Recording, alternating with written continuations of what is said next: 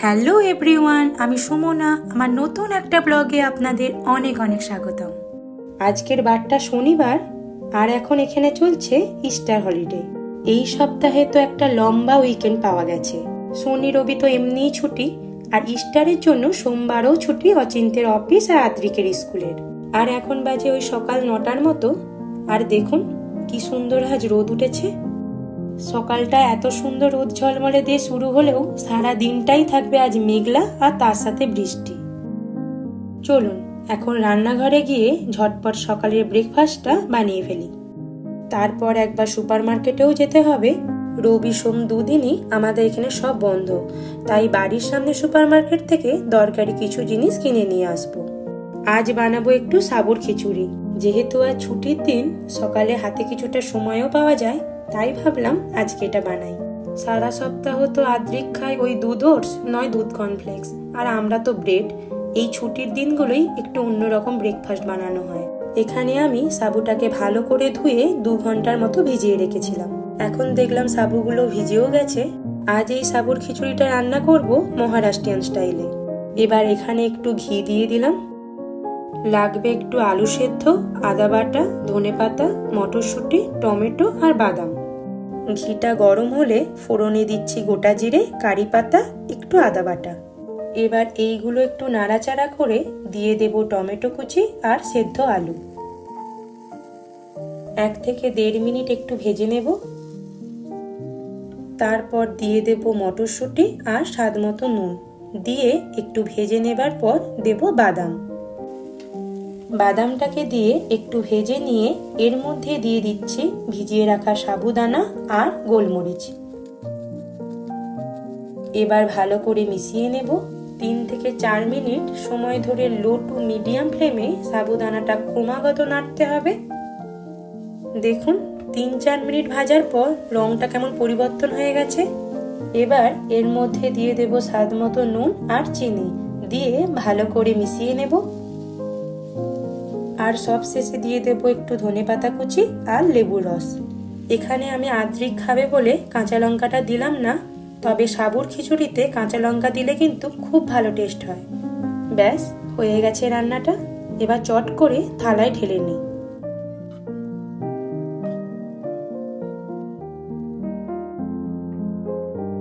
আর আমাদেরটায় একটু কাঁচা লঙ্কা কুচি দিয়ে দিলাম। চলুন ব্রেকফাস্টটা সেরে নিয়ে সুপার মার্কেট থেকে একটু ঘুরে আসি।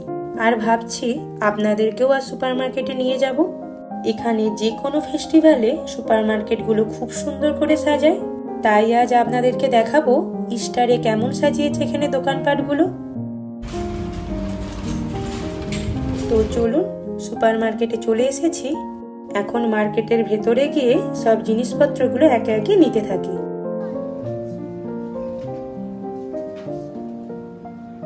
আর দেখেছেন ইস্টার উপলক্ষে বাজারে কত রকমের ঘর সাজানোর জিনিস। এইদিকে ক্যান্ডেল আর কত কিউট কিউট খরগোশ। আর এইদিকে কত রং বেরঙের নানান ধরনের ডিম পাওয়া যাচ্ছে। আর এই জিনিসগুলো কিন্তু অনেক আগে থেকেই দোকানে আসে। ইস্টারে প্রায় 1 থেকে 1.5 মাস আগে থেকেই সব সুপার মার্কেটগুলোই এইভাবে সেজে ওঠে আর দোকানে জিনিসপত্রও চলে আসে। আর এই দিকে খাওয়ার জন্য ডিমের শেপের চকলেটও পাওয়া যাচ্ছে। আর এই চকলেটগুলো কিন্তু সারা বছর একদমই পাওয়া যায় না, শুধু এই ইস্টারের সময়ই বিক্রি হয়। এই সময় আপনি যেই দিকেই তাকাবেন, নয় ডিমের কিছু জিনিস, নয় এই ইস্টার স্পেশাল খরগোশকে ঘিরে নানান রকমের জিনিস পাওয়া যায়। আর এই ইস্টারের সময় বাজারে এত রকমের ডিম কেন পাওয়া যায় বলুন তো? যিশু খ্রিস্ট যখন মারা যান, তিনি নাকি মৃত্যুর 3 দিন পরে আবার উনি বেঁচে উঠেছিলেন। তিনি আবার পুনরায় জীবন ফিরে পান। তো সেটা ছিল তো খুব আনন্দের একটা দিন, তাই এই দিনটি ইস্টার হিসাবে ধরা হয়। আর এই ডিমও আবার নতুন প্রাণের সঞ্চার করে, তো এই জন্যই ইস্টারের সময় ডিমকে এত প্রাধান্য দেওয়া হয়। তাই তো এখানে খাবার জিনিস থেকে শুরু করে গাছের মধ্যেও ডিম দেখতে পাবেনই পাবেন। হয়তো এই উৎসবটিকে ঘিরে আরো কিছু গল্প থাকতেও পারে। তো চলুন ইস্টারের দিন যেহেতু সুপারমার্কেটে এসেছি, আমিও কিছু রং বেরঙের ডিম আর আদ্রিকের জন্য কিছু চকলেট নিয়ে নিয়েছি। আর এই রঙিন ডিমগুলো আমরা আগেও ইস্টারের সময় 2-1বার কিনেছি। চলুন আপনাদের বাড়ি ফিরে দেখাবো এর ভেতর আছেটা কি। এখানে যা যা দরকার নেওয়া হয়ে গেছে। নিতে এলাম ব্রেড, ডিম, দুধ আর চকলেট। আসলে সুপারমার্কেটে আসলেই 1-2টো জিনিস কিনতে আসে আর কেনা হয়ে যায় 10টা জিনিস। চলুন এবার তাড়াতাড়ি বিল করে বেরোই। চলে এসেছি বাড়িতে, বাজারগুলোকে সব গুছিয়ে রাখা হলো। চলুন আদ্রিককে চকলেটগুলো দিয়ে আসি, দেখি ও কি বলে। কোথায় গেলে?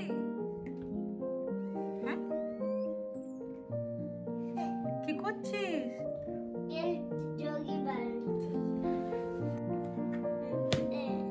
একটা জিনিস আছে বাবু, একটা জিনিস আছে। হ্যাঁ, হাত পাতো, চোখ বোঝো। এবার হাতটা পাতো।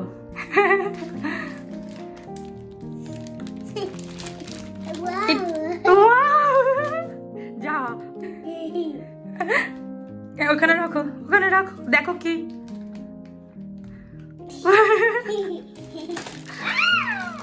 কোনটা খুলবে? ওটা খুলবে? ঠিক আছে, খোলো।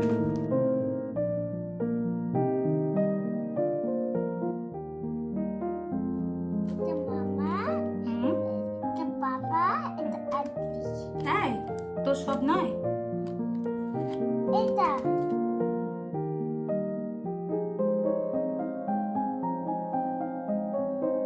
দাঁড়ান আর একটা জিনিস দেখাই আপনাদের। ইস্টার উপলক্ষে আদ্রিকে স্কুল থেকে এটা দিয়েছে। এটা পুরোটাই হাতে বানানো আর ভেতরে দিয়েছে কিছু চকলেট। চলুন এবার তাড়াতাড়ি রান্নাটা করে নিই।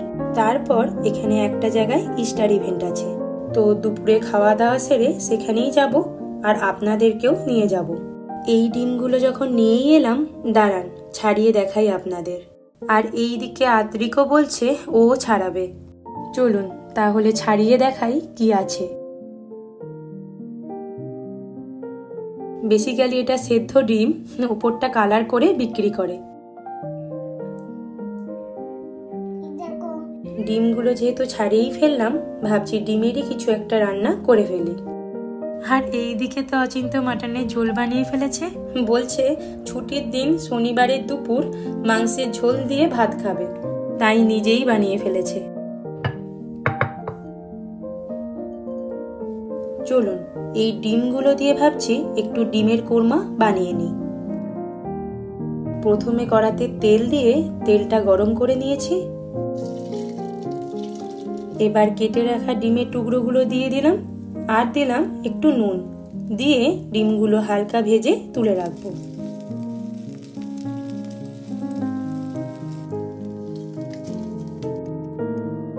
এবার এই কড়াতেই আরো একটু তেল দিয়ে এখানে আমি কেটে রেখেছি একটু রসুন, আদা, পেঁয়াজ কুচি আর কাঁচা লঙ্কা। এবার এই সবগুলো তেলের মধ্যে দিয়ে দিলাম আর দেব একটু স্বাদ মতো নুন। এবার এটাকে মিডিয়াম আঁচে 5 মিনিট ভেজে নেব। তারপর আমি এখানে দিয়ে দিলাম ওই 10টার মতো কাজু।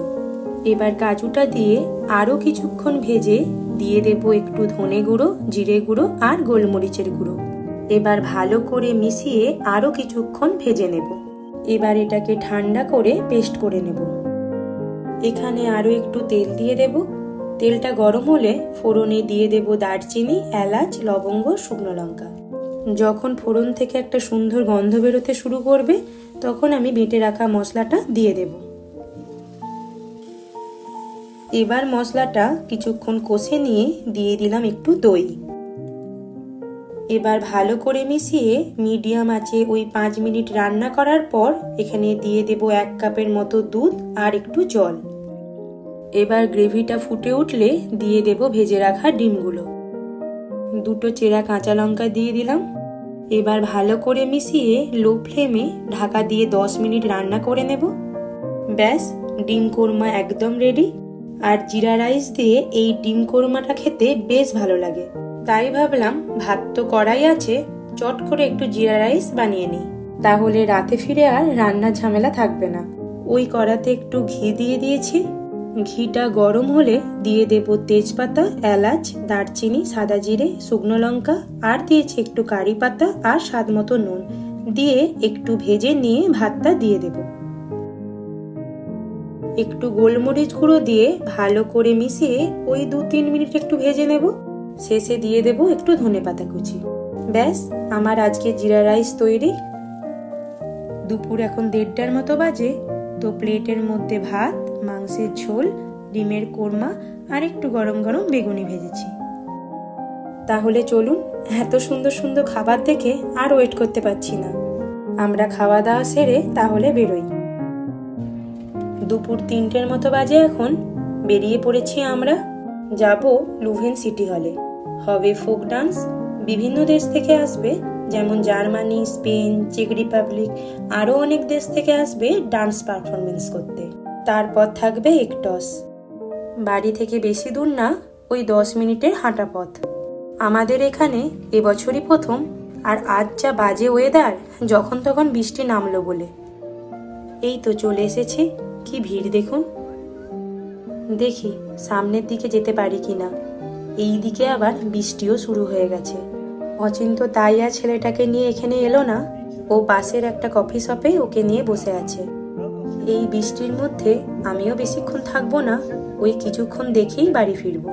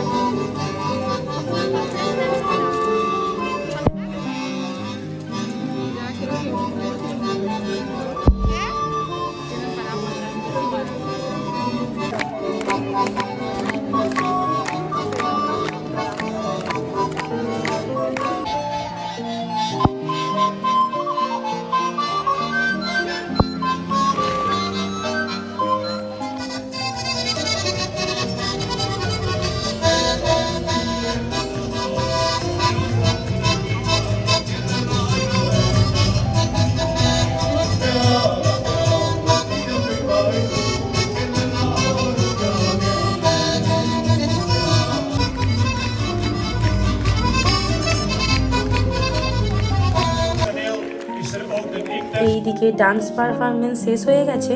বেশ ভালোই হলো বলুন। এবার এখন হবে একটস। ওনারা ডিমগুলো ছুঁড়বেন আর বাচ্চারা সেই ডিমগুলো কোড়াবে। ডিম মানে ডিমের চকলেট। আদ্রিক থাকলে এখন বেশ মজা পেত, কিন্তু এত বৃষ্টি হচ্ছে, এই বৃষ্টিতে ভিজলেই আবার ঠান্ডা লেগে যাবে। সেই ভয়েই আর আনছি না। 3, 2, 1, yo!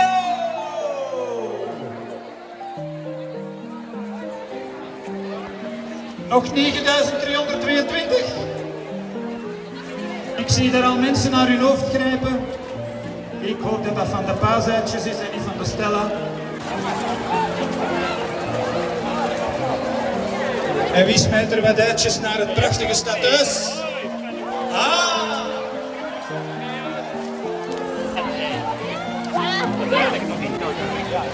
Ik zie dat de kindjes van Estland veel groter zijn dan die van ons.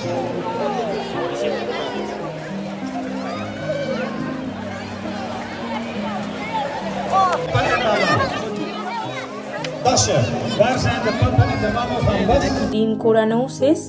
আর জানেন তো, শুধু বাচ্চা না, বাচ্চা থেকে বড় সবাই দেখি ডিম কোরাচ্ছে। মাঝে মাঝে এক একটা ডিম এমন মাথায় এসে লাগছিল, বাপ রে। হ্যাঁ, আর আমার ছেলে ঘুমিয়ে গেল নাকি? আমিও কয়েকটা কোরালাম। আরও অনেকগুলো কুড়িয়েছিলাম জানেন। ওইখানের ছোট বাচ্চাগুলোকে দিয়ে এসেছি, আর এই কটা আদ্রিকের জন্য নিয়ে এলাম। এসে দেখছি ও তো ঘুমিয়ে গেছে। ঘুম থেকে উঠলে নয় দেব। আর এই দিকে দেখুন, এখানে সব প্রোগ্রাম মোটামুটি শেষ। বৃষ্টিটাও গেল থেমে।